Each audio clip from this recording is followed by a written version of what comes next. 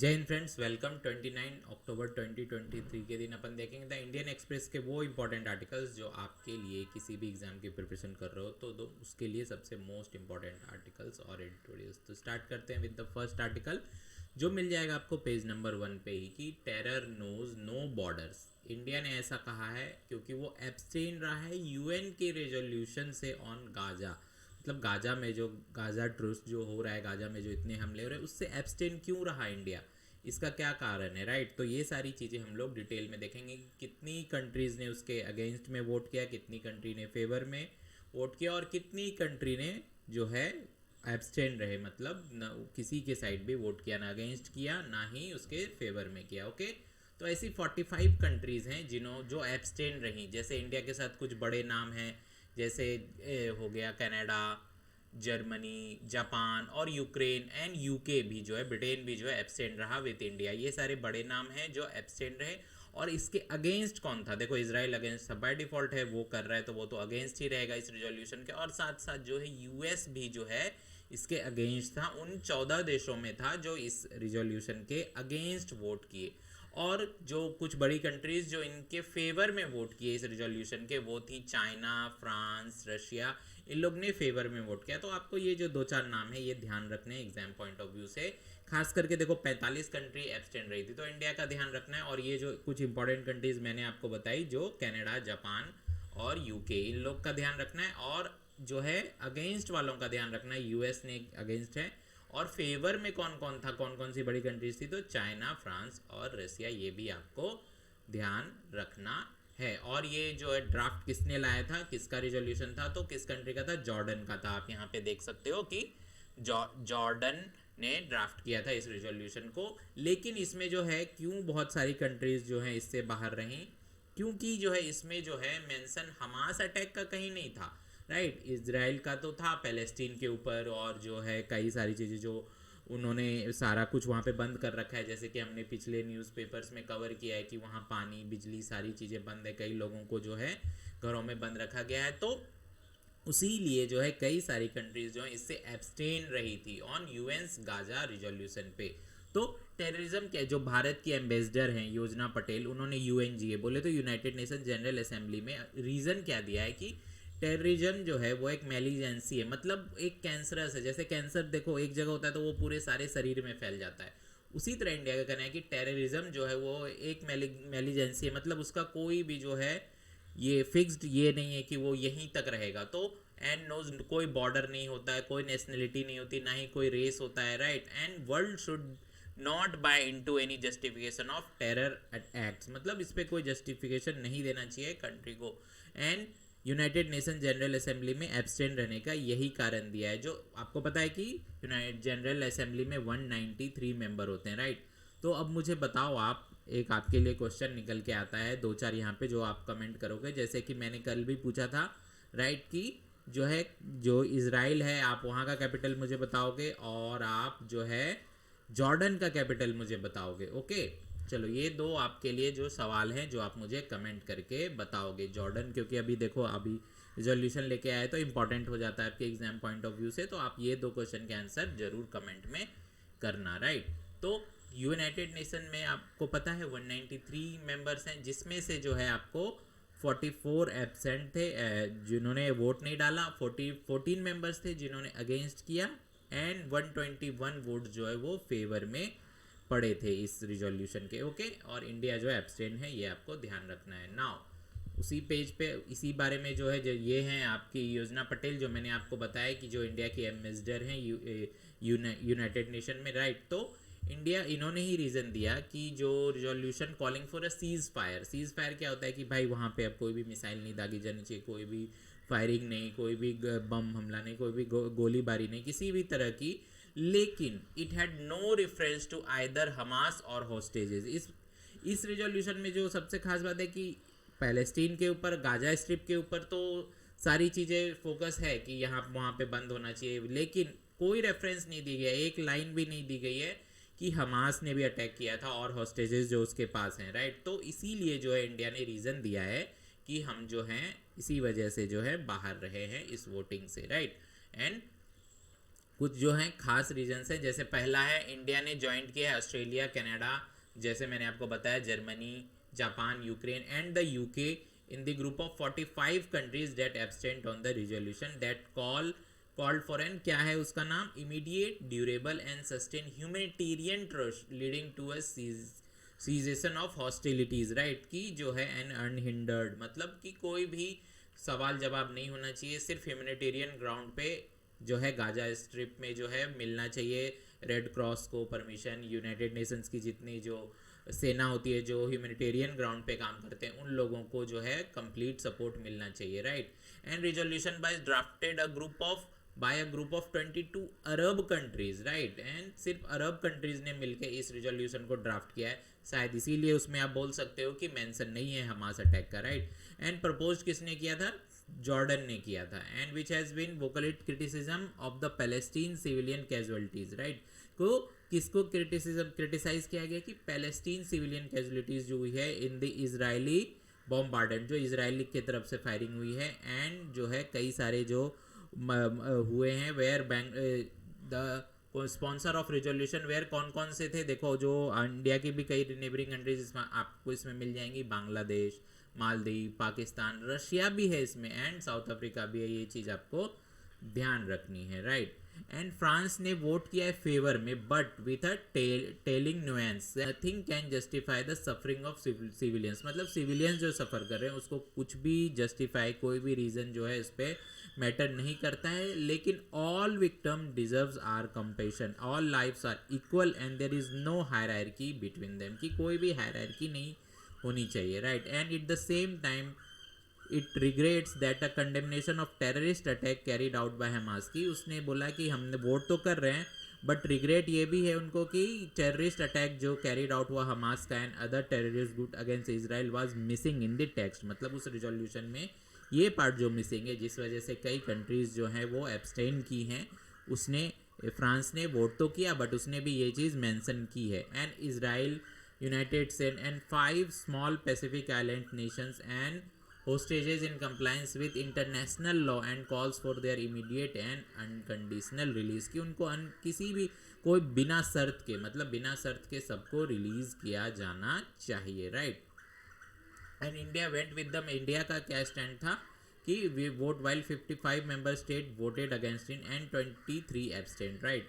And जो है ये सारी चीज़ें हैं, सारी चीज़ें आपको ध्यान रखनी है। एंड दूसरा जो है it balanced out its support with a statement on the plight of people in Gaza by not mentioning Hamas by its name, right। तो बार बार वही आपको ये चीज़ समझ में आ गई होगी कि क्या रीज़न रहा इंडिया के बाहर रहने का, कि जो है people in Gaza and by not mentioning Hamas by name, Hamas का कहीं नाम तक मेंशन नहीं है उस चीज़ में, राइट। तो ये सारे रीजंस थे जो हमने India too has to contribute to this effort, New Delhi का ऐसा स्टेटमेंट है, और जो हमारी एम्बेसडर हैं योजना पटेल, उनका भी ये कहना है हमारी कंट्री को रिप्रेजेंट करते हुए यूनाइटेड नेशन जनरल असेंबली में, okay.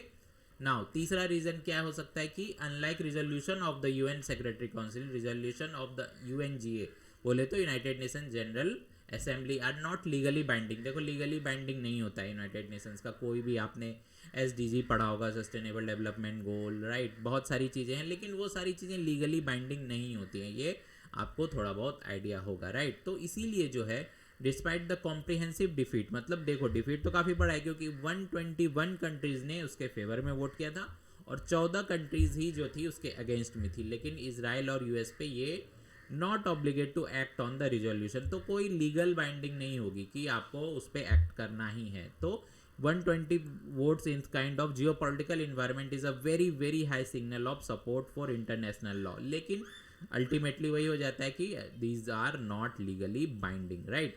And the fourth one is India position is tune with it stand on the other ongoing and deeply polarising conflict, the Russia Ukraine, देखो ये रसिया यूक्रेन का matter जो है मसला वो अलग चीज़ों पे हुआ था, राइट, वो बिल्कुल अलग चीज़ थी, और ये जो है ये वॉर जो है बिल्कुल अलग है, दोनों में काफ़ी अंतर है, राइट। और इंडिया का जो एक्सप्लेनेशन था वो आपको समझ में आ गया होगा, जैसा कि मैं ऑलरेडी आपको बता चुका हूँ। और इंडिया ने कंडेम किया है violation, specially the October 7 Hamas, right, and India express concern at the security situation and urged all party बोले तो हमास से भी और जो है इजराइल से भी, which would include both Israel and its rival Iran as well as group like Hezbollah to exercise restraint and utmost responsibility, right.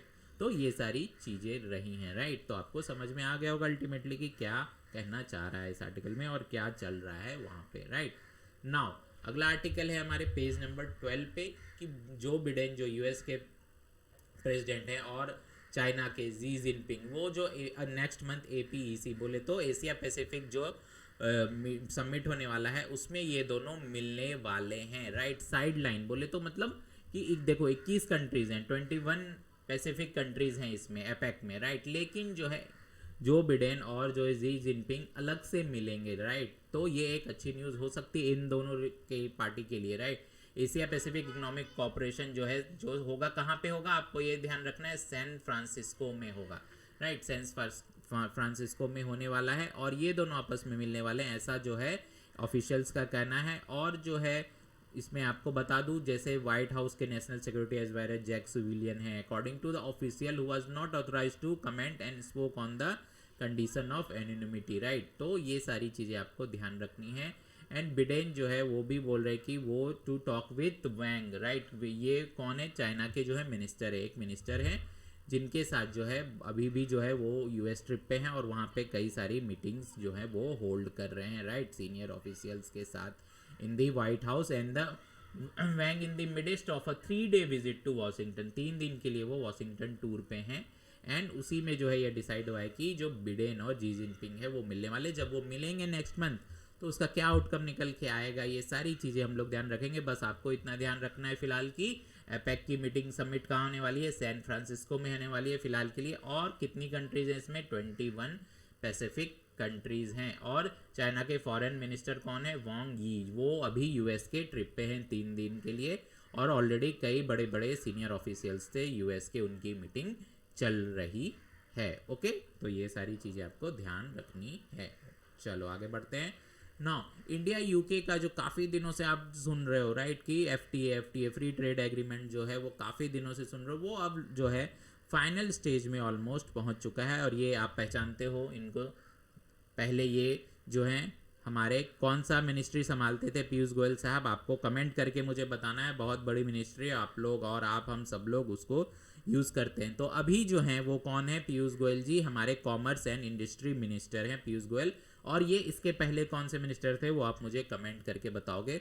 और जो है यूके की secretary of state for business and trade Kemi Badenoch से उन्होंने मिले हैं, कहाँ मिले हैं वो, ओसाका जापान में मिले हैं, जहाँ पे G7 ट्रेड मिनिस्टर्स की मीटिंग हो रही थी, राइट। कहाँ पे हो रही है G7 ट्रेड मिनिस्टर की मीटिंग, आपको याद रखना है, ओसाका जापान में। तो वहाँ पे ये दोनों मिले और फाइनल स्टेज की तरफ जो अब ये बढ़ चुका है उस पर कई सारे डिस्कशन फाइनल जो है ऐसा जो है फाइनल स्टेज पे पहुंच चुका है, ऐसा कहना है हमारे पीयूष गोयल साहब का, जिन्होंने ट्वीट किया है on the social media platform, जिसका नाम अब एक्स हो चुका है बदलकर ट्विटर का, राइट। तो ये क्या है, इंडिया और ब्रिटेन ने जो ये जो टॉक है ना FTA का, ट्रेड का, वो जनवरी 2022 में लॉन्च किया था, जिसको दिवाली, उसी साल दिवाली तक कंक्लूड होना था। लेकिन ये डेडलाइन मिस हो गई क्योंकि जो यूके में है कई सारी पॉलिटिकल डेवलपमेंट्स, कई सारे चेंजेस हो रहे थे। और इसमें 26 चीज़ों के बारे में बात होगी, including agreement, good service, investment और इंटेलेक्चुअल प्रॉपर्टी राइट्स भी एक अहम मुद्दा है with the India and the UK. And जो नेगोशिएट होगा एज अ सेपरेट एग्रीमेंट होगा, अलग होगा बाकी कंट्रीज से, इंडिया और यूके का पर्सनल होगा। और ये सारी इन्वेस्टमेंट ट्रीटीज जो हैं वो हेल्प करेंगी promoting and projecting investment in each others country, एक दूसरे की कंट्री में, राइट। और मेन पॉइंट क्या है इस पैक्ट का कि mechanism for settlement of disputes जो होते हैं ट्रेडिंग के, वो सारे डिस्प्यूट्स को एक मैकेनिज्म के तहत सॉल्व किया जाएगा, राइट। क्योंकि इंडियन इंडस्ट्री जो है it's demanding greater access for its skilled professional from sectors, IT sectors, पता है इंडिया जो है फेमस है IT सेक्टर के लिए, and health care in the UK market, besides market access for several goods at nil custom duty. Nil custom duty बोले तो 0 custom duty, okay. और दूसरी साइड यूएस क्या देखना चाह रहा है कि significant cut in import duties, वो भी बोल रहा है कि भाई एक साइड से थोड़ी रिश्ता चलता है, दोनों तरफ से रिश्ता चलता है, तो हम कुछ आपको कर रहे हैं तो आप भी कुछ हमें दो। तो जैसे वो क्या डिमांड कर रहा है, तो कि सिग्निफिकेंट कट मतलब अच्छा खासा आप लोग कट करो इंपोर्ट ड्यूटीज में on goods such as Scotch हो गई, विस्की हो गई, automobiles, lamb meat, chocolates and certain confectionery items. Britain is also looking for more opportunities for UK services in the Indian markets. In the segment like telecommunication हो गया, legal and financial service हो गई, banking हो गया, insurance हो गया. तो यही बायलैटरल ट्रेड इसी पे बात चल रही है और ये जो है ऑलमोस्ट फाइनल स्टेज में पहुंच गया. और जब ये ऑफिशियल हो जाएगा साइन करके तब और जितनी चीज़ें इसमें रहेगी वो हम लोग और आराम से डिकोड करेंगे. ओके तो सिर्फ गाइज आज के दिन इतने इंपॉर्टेंट आर्टिकल थे, इतना आप देख लो. उसके बाद जो है जाओ इंडिया का मैच एंजॉय करो और अगर कोई तकलीफ हुई तो हमारा हेल्पलाइन नंबर है आपको राइट तो आप वहाँ पे कांटेक्ट कर सके. कोई भी डाउट है स्टडी से रिलेटेड, आपको अपने कैरियर से रिलेटेड, एग्जाम प्रिपरेशन से रिलेटेड, किसी एग्जाम प्रिपरेशन के लिए आपको डाउट हो रहा है वो भी आप पूछ सकते हो. हमारे प्रो काउंसलर्स आपके लिए हेल्प करने के लिए रेडी बैठे हैं. ओके तो चलो ऐसे ही इंपॉर्टेंट आर्टिकल्स को डेली कवर करने के लिए इंडियन एक्सप्रेस के चैनल को सब्सक्राइब कर लेना. हमारा टेलीग्राम चैनल और खास करके व्हाट्सअप जो चैनल आया, व्हाट्सअप चैनल फीचर जो लॉन्च हुआ है उसको जरूर से ज्वाइन कर लेना क्योंकि वहीं पे आपको डेली आपको करंट अफेयर्स के नोट्स और सारी चीज़ें मिल जाती है. तो चलो फिर कल मिलते हैं. Bye, take care.